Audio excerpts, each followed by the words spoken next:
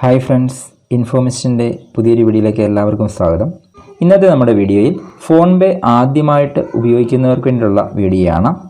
എങ്ങനെ ഫോൺ പേ ഇൻസ്റ്റാൾ ചെയ്തുകൊണ്ട് രജിസ്റ്റർ ചെയ്ത് അതിൽ നമ്മുടെ ബാങ്ക് അക്കൗണ്ട് ആഡ് ചെയ്ത് എങ്ങനെ നമുക്ക് പൈസ ട്രാൻസ്ഫർ ചെയ്യാം എന്നൊക്കെയുള്ള കാര്യങ്ങളാണ് ഇന്നത്തെ വീഡിയോയിൽ പറയാൻ പോകുന്നത്.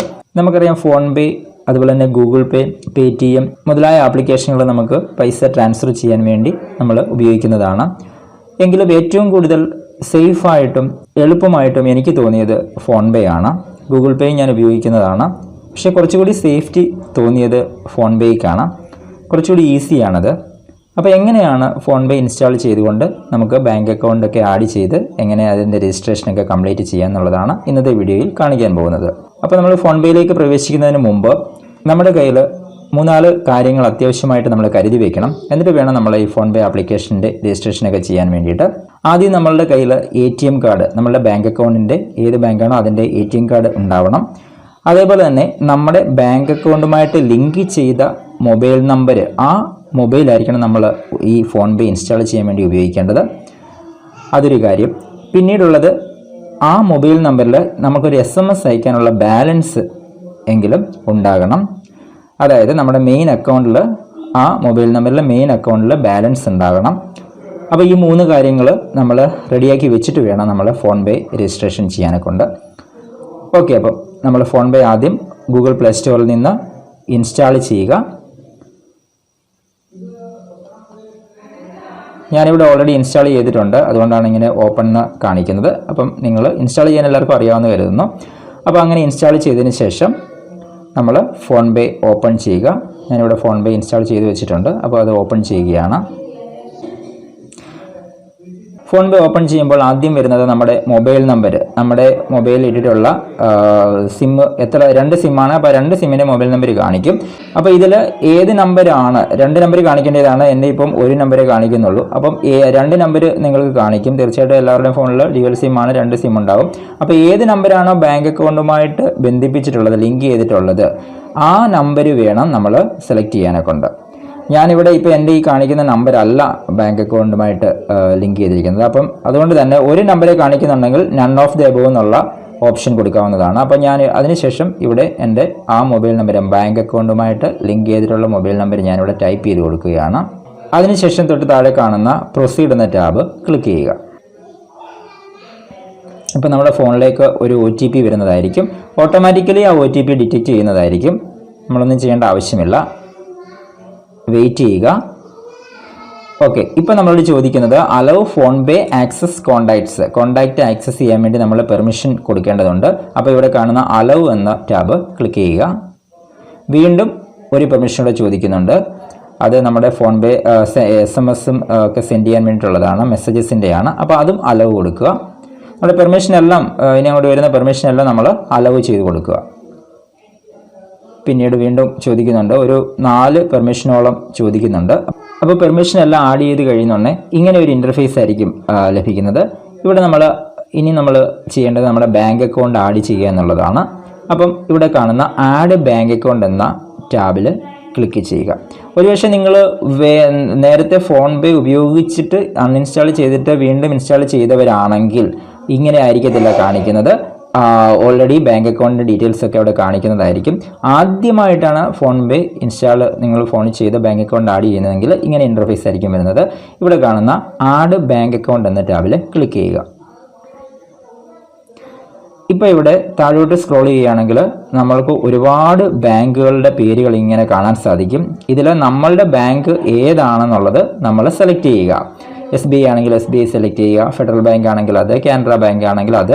ഇനി നമ്മളുടെ ഈ ലിസ്റ്റിലെ ബാങ്കുകളൊന്നും നമ്മുടെ ബാങ്ക് കാണുന്നില്ല എന്നുണ്ടെങ്കിൽ നമുക്കിവിടെ സെർച്ച് ചെയ്യാനുള്ള ഓപ്ഷനുണ്ട്. ഇവിടെ ബാങ്കിൻ്റെ പേര് കൊടുത്തു കഴിഞ്ഞാൽ നമുക്ക് ഏത് ബാങ്കാണെന്ന് വെച്ചാൽ ആ ബാങ്കിൻ്റെ പേര് കൊടുക്കുക. ഇപ്പോൾ കാനറ ബാങ്ക് ആണെങ്കിൽ കാനറ ബാങ്കിൻ്റെ പേര് കൊടുക്കുമ്പോൾ തന്നെ അത് വരുന്നതായിരിക്കും. ഇനി ഇവിടെ തന്നെ ഉണ്ടെന്നുണ്ടെങ്കിൽ ഇവിടെ നിന്ന് തന്നെ സെലക്ട് ചെയ്താൽ മതി. ഇപ്പോൾ എൻ്റേത് SBI ആണ്, അത് ആദ്യം തന്നെ കിടപ്പുണ്ട്. അപ്പോൾ അതുകൊണ്ട് തന്നെ ഞാൻ SBI ഇവിടെ സെലക്ട് ചെയ്യുകയാണ്. SBI ബാങ്ക് സെലക്ട് ചെയ്യുമ്പോൾ നമ്മൾ ചോദിക്കും ആ ബാങ്ക് അക്കൗണ്ടുമായിട്ട് ലിങ്ക് ചെയ്തിരിക്കുന്ന ഫോൺ നമ്പർ ഏതാണെന്ന് ചോദിക്കും. അപ്പം ഇവിടെ 2 സിം ഉണ്ട്. അപ്പം ജിയോ ഉണ്ട്, BSNL ഉണ്ട്. ഞാനിവിടെ BSNL ആണ് ബാങ്ക് അക്കൗണ്ടിൽ കൊടുത്തിരിക്കുന്നത്, ലിങ്ക് ചെയ്തിരിക്കുന്നത്. അപ്പം ഞാനതുകൊണ്ട് തന്നെ BSNL സെലക്ട് ചെയ്യുക. നിങ്ങൾ ഏതാണെന്ന് വെച്ചാൽ അത് സെലക്ട് ചെയ്യുക. അത് മാറിപ്പോകരുത്. ഏത് മൊബൈൽ നമ്പറാണോ ബാങ്ക് അക്കൗണ്ടുമായിട്ട് ലിങ്ക് ചെയ്തിരിക്കുന്നത് അത് സെലക്ട് ചെയ്യുക. അതിനുശേഷം തൊട്ട് താഴെ കാണുന്ന കണ്ടിന്യൂ എന്ന ടാബിൽ ക്ലിക്ക് ചെയ്യുക. ഇപ്പോൾ അവിടെ വെരിഫിക്കേഷൻ ആണ്. അതുപോലെ തന്നെ നമ്മുടെ ബാങ്ക് അക്കൗണ്ടിൽ ആ മൊബൈൽ നമ്പറിലേക്ക് ഒരു SMS വരും. ഞാൻ നേരത്തെ പറഞ്ഞു ബാലൻസ് ഉണ്ടായിരിക്കണം. ഇപ്പോൾ ഇവിടെ SMS കോസ്റ്റ് പിടിച്ചു കഴിഞ്ഞു. ആ ഫോൺ നമ്പറിൽ ബാലൻസ് ഉണ്ടായിരിക്കണം, എങ്കിൽ മാത്രമേ SMS സക്സസ് ആകുകയുള്ളൂ. ഇപ്പോൾ നമ്മുടെ ഫോൺ നമ്പറിലേക്ക് ആ SMS വന്നിട്ടുണ്ടായിരിക്കും. 1-2 ഫോൺപേയുടെ രജിസ്ട്രേഷൻ കാര്യങ്ങളൊക്കെ സംബന്ധിച്ചുള്ള SMS വരും. അത് നമ്മളൊന്നും ചെയ്യേണ്ട ആവശ്യമില്ല. ഇപ്പോൾ നോക്കൂ, ഇവിടെ നമ്മുടെ അക്കൗണ്ട് ഇവിടെ ഫൗണ്ട് ആയിട്ടുണ്ട്. അക്കൗണ്ട് ഡീറ്റെയിൽസ് ആണ് ഇവിടെ കാണിക്കുന്നത്. അപ്പോൾ ഇത് ശരിയാണെന്നുണ്ടെങ്കിൽ നമുക്ക് താഴെ പ്രൊസീഡ് ടു ആഡ് എന്ന ടാബ് ക്ലിക്ക് ചെയ്യാം. ഇനി വേണമെന്നുണ്ടെങ്കിൽ നമുക്ക് ഇവിടെ ഈ UPI ID കണ്ടോ, ഇവിടെ UPI ID ബോക്സിനകത്ത് കൊടുത്തിരിക്കുന്നത്. അപ്പം ഈ UPI ID വേണം നമുക്ക് എഡിറ്റ് ചെയ്യാം. എഡിറ്റ് ചെയ്തിട്ട് അത് വേണമെന്നുണ്ടെങ്കിൽ പേര് മാറ്റിയൊക്കെ കൊടുക്കാം. നമുക്കിഷ്ടമുള്ള പേര് കൊടുത്ത് UPI ID ക്രിയേറ്റ് ചെയ്യാം. അപ്പോൾ അത് ഞാനിപ്പോൾ എഡിറ്റ് ചെയ്യാൻ ഉദ്ദേശിക്കുന്നില്ല.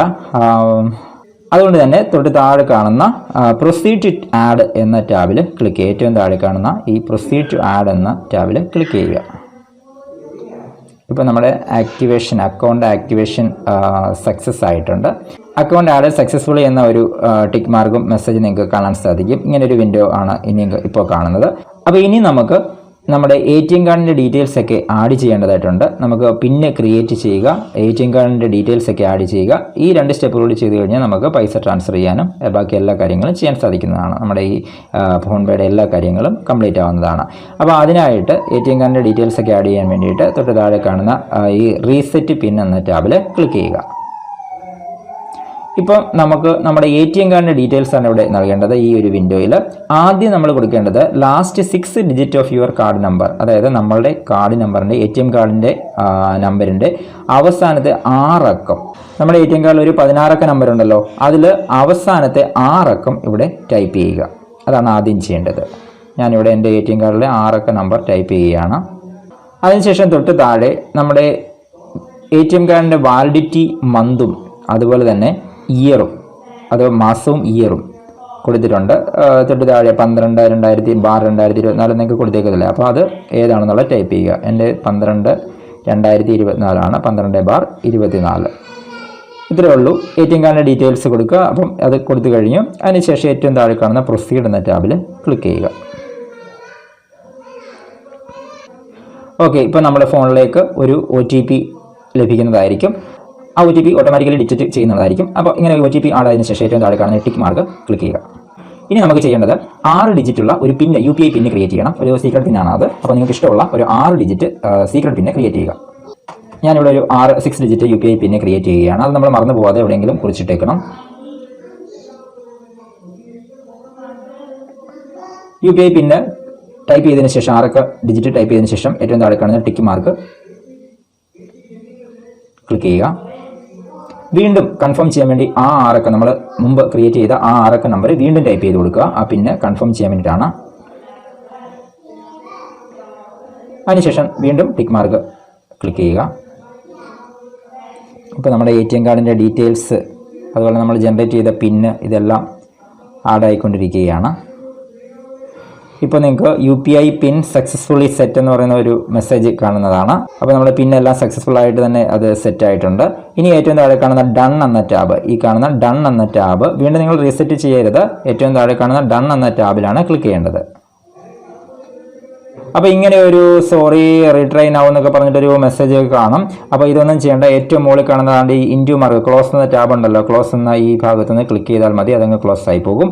ഇപ്പോൾ നമ്മളുടെ ഫോൺപേയിലെ രജിസ്ട്രേഷൻ എല്ലാം നമുക്ക് കംപ്ലീറ്റ് ആയി കഴിഞ്ഞു. നമ്മുടെ UPI പിന്നെ ക്രിയേറ്റ് ചെയ്തു, അതുപോലെ തന്നെ ATM കാർഡ് ആഡ് ചെയ്തു. അപ്പം ഇതോടുകൂടി നമ്മുടെ ഫോൺപേയിലെ രജിസ്ട്രേഷൻ പ്രോസസ്സും നമ്മുടെ അക്കൗണ്ട് ആഡിങ്ങും എല്ലാം കംപ്ലീറ്റ് ചെയ്തു. ഇനി നമുക്ക് ഇതിൽ നിന്ന് പൈസ അയക്കാം, ട്രാൻസ്ഫർ ചെയ്ത് കൊടുക്കാം, അതുപോലെ തന്നെ മൊബൈൽ റീചാർജ് ചെയ്യാം, ഇലക്ട്രിസിറ്റി ബില്ല്, DTH ഇതെല്ലാം നമുക്ക് റീചാർജ് ചെയ്യാനൊക്കെ ഇതിൽ നിന്ന് സാധിക്കുന്നതാണ്. ഓക്കെ, അപ്പോൾ ഇത്രയേ ഉള്ളൂ. ഇങ്ങനെയാണ് വളരെ എളുപ്പത്തിൽ നമുക്ക് ഫോൺപേയിൽ രജിസ്ട്രേഷൻ ചെയ്തുകൊണ്ട് നമ്മുടെ ബാങ്ക് അക്കൗണ്ട് ആഡ് ചെയ്തിട്ട് നമ്മുടെ UPI പിന്നൊക്കെ ക്രിയേറ്റ് ചെയ്യുന്നത് ഇങ്ങനെയാണ്. അപ്പോൾ ഇത്രയും കാര്യങ്ങളേ ഉള്ളൂ. ഒരുപാട് വലിയ കാര്യങ്ങളായിട്ടൊന്നുമില്ല, കുറച്ച് ഈസിയാണ് നമുക്ക്, പക്ഷേ ശ്രദ്ധയോടെ ചെയ്യണം എന്ന് മാത്രമേ ഉള്ളൂ. അപ്പോൾ എങ്ങനെയാണ് ഫോൺപേയിൽ അക്കൗണ്ട് ആഡ് ചെയ്യേണ്ടത്, എങ്ങനെയാണ് ബാലൻസ് ചെക്ക് ചെയ്യേണ്ടത് തുടങ്ങിയ കാര്യങ്ങൾ എല്ലാവർക്കും മനസ്സിലായി എന്ന് കരുതുന്നു. മറ്റൊരു ഇൻഫോർമേറ്റീവ് ആയിട്ടുള്ള വീഡിയോയുമായി വീണ്ടും കാണാം. All of you take care. Thank you. By.